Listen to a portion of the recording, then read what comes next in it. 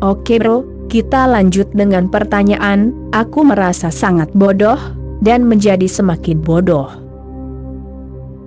Apa yang harus aku lakukan? Aku merasa sangat putus asa. Dan itu membuatku sedih. Itu pertanda baik, bahwa dirimu merasa menjadi semakin bodoh. Itu artinya pengetahuan yang dipinjam telah menghilang, oleh karena itu muncul perasaan itu. Dirimu melupakan apapun yang telah dirimu pelajari hingga saat ini. Melupakan adalah proses dasar untuk kembali menjadi polos. Namun, jangan menyebutnya menjadi bodoh, jangan gunakan kata itu mengutuk, lalu seseorang mulai merasa sedih. Dirimu menjadi semakin polos. Dirimu menjadi semakin tidak terbebani oleh pengetahuan dan informasi yang tidak perlu. Dirimu menjadi lebih alami, lebih seperti anak kecil, lebih penuh rasa takjub. Dan jika dirimu menyebutnya bodoh, dirimu akan melewatkan intinya. Pikiranmu bisa menyebutnya bodoh, karena pikiran itu kehilangan pijakannya. Pikiran itu sedang sekarat, dan pikiran itu harus melakukan segala upaya yang mungkin untuk menyelamatkan dirinya sendiri, untuk bertahan hidup. Dan langkah pertama adalah mengutuk keadaan ketidaktahuan yang tumbuh dalam dirimu. Setiap meditator menemukannya, dan setiap meditator menemukan bahwa pikiran mengutuknya. Itu bertentangan dengan pikiran. Dirimu menjadi tanpa pikiran. Dan siapa yang ingin mati? Pikiran tidak ingin mati, ia ingin tetap memiliki dirimu. Maka dari itu kutukan itu muncul. Waspadalah terhadapnya. Biarkan pengetahuan itu lenyap. Jangan khawatir sama sekali, karena pengetahuan itu tidak memberimu apapun. Pertama-tama, pengetahuan pinjaman hanya menciptakan ikatan, bukan kebebasan. Itu membebanimu. Itu tidak memberimu sayap. Itu tidak membuatmu ringan, itu membuatmu berat.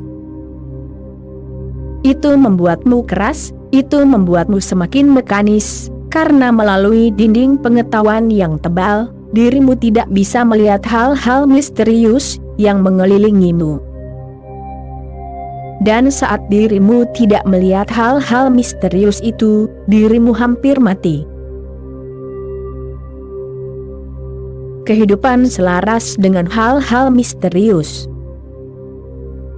Kehidupan penuh dengan keajaiban. Kehidupan adalah mengetahui seni merasa takjub, seni merasa kagum. Orang yang berpengetahuan adalah orang miskin, sangat melarat, dan dia sendiri yang bertanggung jawab. Dia pikir dia sangat kaya, karena dia tahu tentang mawar, meskipun dia belum pernah melihat satu mawar pun. Dia tahu segalanya tentang cinta, meskipun dia tidak pernah mencintai dirinya sendiri. Dia tahu tentang Tuhan, tetapi mengetahui tentang Tuhan bukanlah mengenal Tuhan. Mengetahui tentang cahaya, bukanlah mengenal cahaya. Orang buta bisa mengetahui semua yang perlu diketahui tentang cahaya, tetapi ia akan tetap buta. Ia tidak akan merasakan sukacita yang dibawa cahaya, yang dibawa pagi, yang dibawa matahari terbit. Ia tidak akan melihat warna pelangi, bunga, kupu-kupu. Ia akan tetap sama sekali tidak menyadari dunia cahaya dan warna. Ia buta. Ia tahu tentang cahaya, tetapi mengetahui tentang cahaya tidak ada gunanya jika dirimu buta. Dan jika dirimu memiliki mata, apakah dirimu mengetahui tentang cahaya atau tidak? Itu tidak ada bedanya sama sekali. Bahkan tanpa mengetahui cahaya, dirimu mengalaminya, dan itulah mengetahui yang sejati. Pengetahuan bukanlah mengetahui yang sejati, itu bukanlah kebijaksanaan. Pengetahuan datang melalui informasi. Sedangkan kebijaksanaan datang melalui pengalaman. Jangan mengutuk keadaan polos yang tumbuh dalam dirimu. Jangan menyebutnya bodoh. Itu adalah pikiran yang mempermainkanmu, ia selalu mempermainkan. Dalam kitab suci lama, pikiran yang sama disebut iblis. Tidak ada iblis yang lain.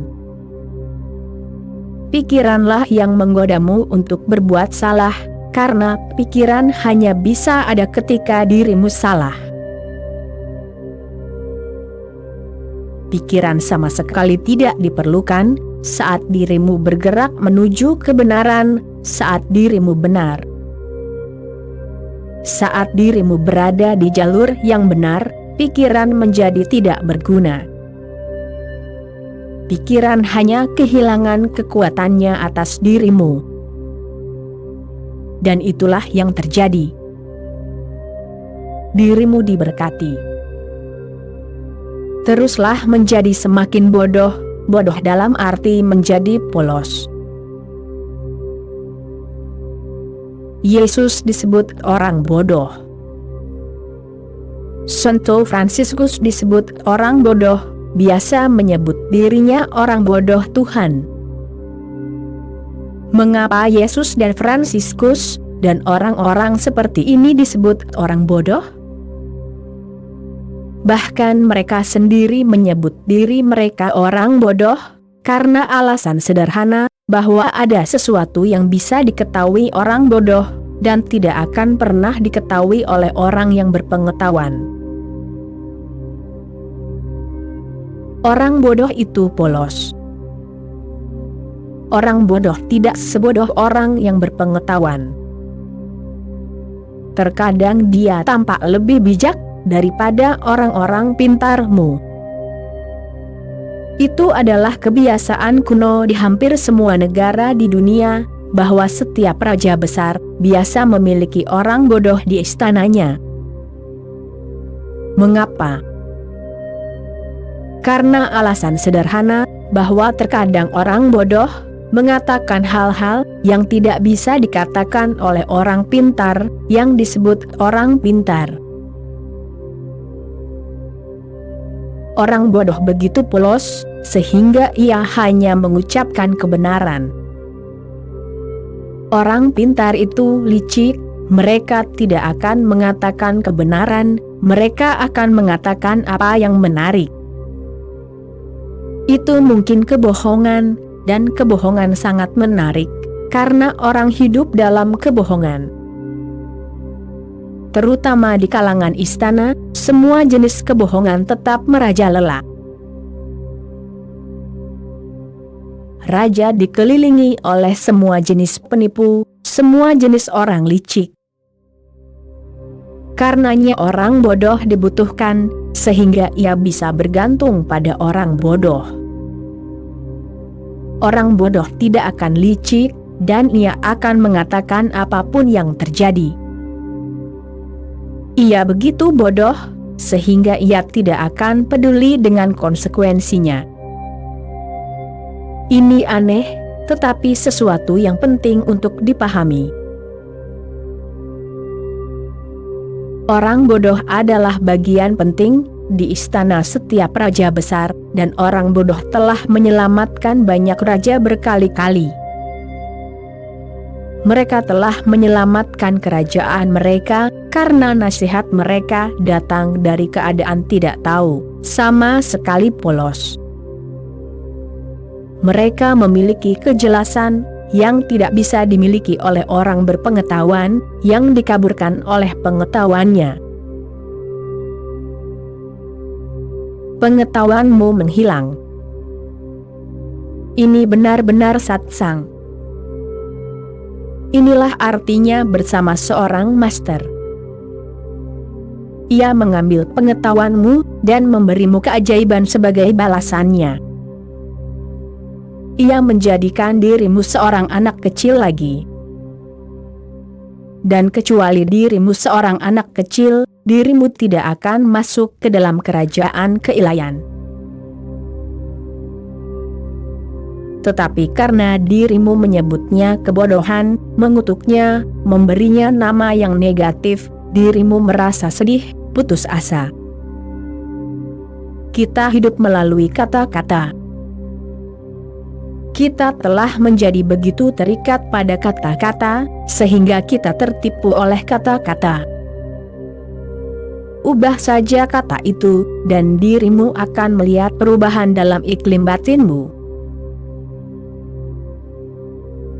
Sebut saja itu kepolosan, dan rasakan saja teksturnya, rasanya. Sebut saja itu kebodohan, dan rasakan teksturnya dan rasanya. Ketika dirimu menyebutnya bodoh, dirimu tiba-tiba merasa dikelilingi oleh kegelapan. Ketika dirimu menyebutnya kepolosan, seakan-akan bunga mulai mekar di dalam hatimu, harumnya menyelimutimu. Waspadalah terhadap kata-kata, kata-kata apa yang dirimu gunakan, karena kita telah hidup begitu lama dengan kata-kata, dan melalui kata-kata. Ada sebuah cerita. Seorang pemburu tersesat di hutan. Menjelang sore ia mencapai tanah pribadi, tetapi ia takut untuk masuk, karena tepat di gerbang ada papan tanda besar yang bertuliskan, "Waspadalah terhadap anjing galak." Tetapi malam semakin larut, dan hutan itu penuh dengan binatang buas. Lebih baik bertemu anjing, daripada dimakan binatang buas. Ia sangat lelah, sangat letih. Ia ingin beristirahat. Dan ada sedikit harapan, jika ada anjing di sana, mungkin ada seseorang, pemilik anjing, pemilik tanah, orang yang telah memasang tanda-tanda besar ini. Ia masuk, sedikit takut, gemetar, tetapi tidak ada jalan lain, tidak ada alternatif. Ia masuk hanya beberapa meter, dan lagi-lagi ada papan, yang lebih besar lagi, "Waspadalah terhadap anjing galak." Hatinya mulai hancur, tetapi tidak ada jalan untuk kembali, tidak ada tempat untuk kembali, jadi dia harus masuk. Sekali lagi, bahkan papan yang lebih besar. Lalu hanya ada seekor anjing kecil, anjing yang sangat kecil, berdiri di depan pondok pemiliknya. Anjing yang begitu kecil, sehingga dirimu bisa dengan mudah menangkap kakinya, dan melemparkannya setidaknya 100 meter. Pemburu itu sangat bingung. Dia bertanya kepada pemiliknya, "Di mana anjing besar dan galak itu?" Pemilik itu berkata, "Tidak ada. Ini satu-satunya anjingku." Pemburu itu bertanya, "Bisakah anjing ini mencegah orang masuk?" Pemilik anjing itu berkata, "Tidak, tetapi papan tanda itu bisa." Kamu adalah orang pertama dalam beberapa tahun yang telah masuk. Bahkan jika tidak ada anjing, papan tanda itu akan berfungsi. Orang-orang hidup melalui kata-kata. Di teater yang penuh sesak, jika seseorang tiba-tiba berteriak, "Kebakaran! Kebakaran!" orang-orang akan mulai berlarian. Tidak seorang pun akan peduli apakah ada api atau tidak. Kata kebakaran itu sendiri akan membuat imajinasimu bekerja. Jangan menyebutnya bodoh, jika tidak, dirimu akan menciptakan kesedihanmu sendiri, dan dirimu akan menjadi korban dari pikiranmu. Pikiranmu akan merasa senang, karena telah membuatmu sedih. Jika dirimu sedih, dirimu akan mulai mengumpulkan pengetahuan yang telah jatuh dari dirimu. Dirimu akan mengembalikannya ke tempat lamanya. Dirimu akan mulai mengumpulkan informasi lagi, sehingga dirimu tidak merasa bodoh. Sebut saja itu kepolosan. Berhati-hatilah dengan kata-kata yang dirimu gunakan. Kata-kata memiliki asosiasi yang dalam. Kata-kata telah menjadi kenyataan yang hampir konkret dalam hidup kita. Kata-kata bukan lagi kata-kata, melainkan benda. Dirimu berkata, "Aku merasa sangat putus asa." Dan itu membuatku sedih. Keputusasaan selalu datang jika dirimu terlalu banyak berharap. Itu datang dalam proporsi yang sama. Berharaplah dan dirimu akan frustrasi. Berharaplah dan cepat atau lambat dirimu akan merasa putus asa. Seluruh upayaku di sini adalah untuk membebaskanmu dari harapan. Jika dirimu terbebas dari harapan, dirimu tidak akan pernah terjebak dalam keputusasaan. Keputusasaan adalah hasil sampingan dari harapan. Frustrasi adalah hasil sampingan dari ekspektasi. Namun, hal itu wajar. Ketika dirimu mendatangi seorang master, dirimu datang dengan harapan besar, dirimu ingin tercerahkan, dirimu ingin menjadi seorang Buddha. Namun, masalahnya adalah tidak ada yang bisa membantumu menjadi seorang Buddha, karena dirimu sudah menjadi seorang Buddha. Dirimu tidak perlu menjadi seorang Buddha. Menjadi bukanlah pertanyaan sama sekali, Buddha adalah keberadaanmu. Dan setiap kali dirimu menyingkirkan gagasan tentang menjadi, tiba-tiba dirimu akan mengenali Buddha di dalam dirimu. Apa yang dilakukan seorang master, bukanlah membantumu menjadi seseorang, melainkan hanya mengenali siapa dirimu. Semua perangkatnya, hanyalah perangkat untuk membuatmu mengingat, bukan perangkat untuk membantu dirimu menjadi, melainkan hanya untuk mengingatkanmu. Sebuah keluarga pindah dari kota ke desa, dan disuruh untuk mendapatkan anjing penjaga, untuk menjaga tempat itu pada malam hari. Jadi, mereka membeli anjing terbesar yang bisa mereka temukan. Tidak lama kemudian, rumah mereka dibobol oleh pencuri, yang berhasil mencuri banyak barang, saat anjing besar itu tidur. Pemilik rumah itu pergi ke penjual anjing, dan menceritakan hal itu kepadanya. "Baiklah," kata si penjual, Yang kamu butuhkan adalah seekor anjing kecil untuk membangunkan anjing besar. Itulah yang dirimu butuhkan. Buddha tertidur lelap di dalam dirimu. Hanya sebuah alat kecil, seekor anjing kecil sudah cukup untuk membangunkan anjing besar. Ibu Mula Nasruddin dan tetangganya sedang mengobrol tentang anak remaja mereka. "Apakah anakmu sulit bangun dari tempat tidur di pagi hari?" tanya tetangga itu. "Tidak," jawab Ibu Mula Nasruddin.